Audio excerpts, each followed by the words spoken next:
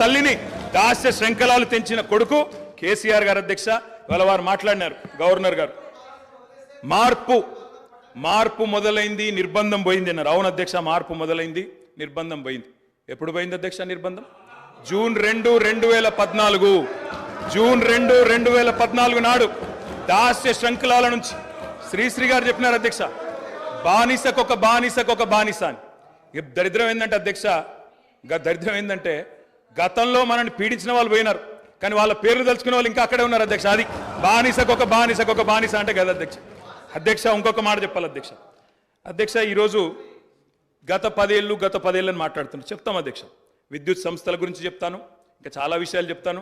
మధ్యలో వారే ఇప్పుడు ఒక 15 నిమిషాలు డిస్టర్బ్ చేశారు, మీరు లెక్క రాసుకోవాలి. మీరు కూడా మేము 39 మంది ఉన్నాం, వాళ్ళు 64 మంది ఉన్నారు, మిడిసిపడుతున్నారు అధ్యక్ష. ఎంత అధ్యక్ష తేడా? 1.85% ఓటు మాత్రమే. 1.85% అధ్యక్ష.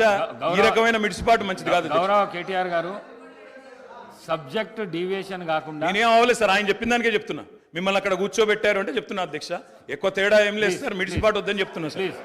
అధ్యక్ష, నీళ్లు, నిధులు, నియామకాలు, ఇది మా ఉద్యమ నినాదం. దాన్నే అధ్యక్ష వారు సమాధానం ఎట్లాగో చెప్తారు చెప్పండి సార్, సమాధానం ఎట్లాగో చెప్తారు.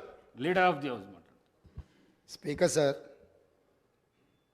కొంతమంది ఎన్ఆర్ఐస్కి ప్రజాస్వామిక స్ఫూర్తి అర్థము అవగాహన కాదు. మనం ప్రయత్నం చేసినా కూడా వారు తెలుసుకునే ప్రయత్నం చేయరు. ప్రజాస్వామ్యంలో 49కి 0 వాల్యూ ఉంటుంది, 51కి 100% వాల్యూ ఉంటుంది.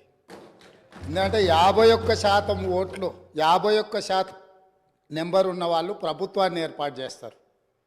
49% ఉన్నవాళ్ళు ప్రతిపక్షంగా కూర్చొని ప్రభుత్వం తీసుకునే పరిపాలనలో నిర్ణయాలను, శాసనాలను సహేతుకంగా విశ్లేషించి సలహాలు, సూచనలు ఇస్తారు. సలహాలు, సూచనలు ఒకవేళ ప్రభుత్వము పెడచెవిన పెడితే నిరసనలు, ధర్నాలు, రాస్తారోకలు చేస్తారు. అవసరమైతే ఆమరణ నిరాహార దీక్షలు చేసిన కూడా సందర్భాలు ఉన్నాయి.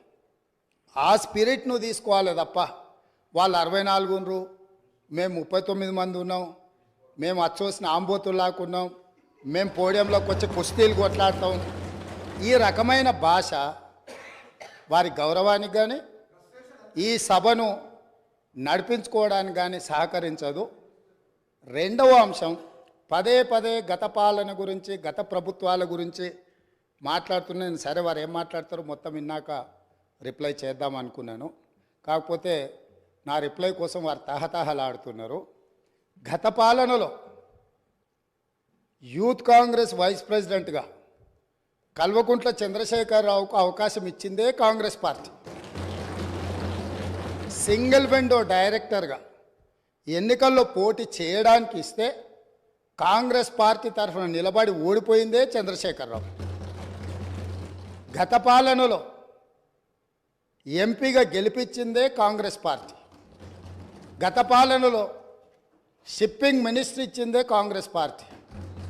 ఆ తర్వాత కార్మిక శాఖ మంత్రి ఇచ్చిందే కాంగ్రెస్ పార్టీ. అంతెందుకు, ఇక్కడ సభ్యుడు ఉన్నాడు, వారు కూడా వారి కుటుంబ సభ్యులే. ఎమ్మెల్యే కాకుండానే మంత్రిని చేసి తర్వాత ఎమ్మెల్యేగా ఎన్నిక చేయడానికి సహకరించిందే కాంగ్రెస్ పార్టీ. ఈరోజు వాళ్ళు ఏ పేరైతే వినోద్ అనుకుంటున్నారో ఆ రాజశేఖర రెడ్డి గారే ఆ మంత్రివర్గంలోనే గత ఆర్థిక శాఖ మంత్రి, సిద్దిపేట ఎమ్మెల్యే గారు ఎమ్మెల్యే పదవి లేకుండా మంత్రిగా ప్రమాణ స్వీకారం చేసిండ్రు. రాజశేఖర రెడ్డి గారి నాయకత్వమే దేశానికి బలమైన నాయకత్వం అని అందులో పనిచేసిండ్రు.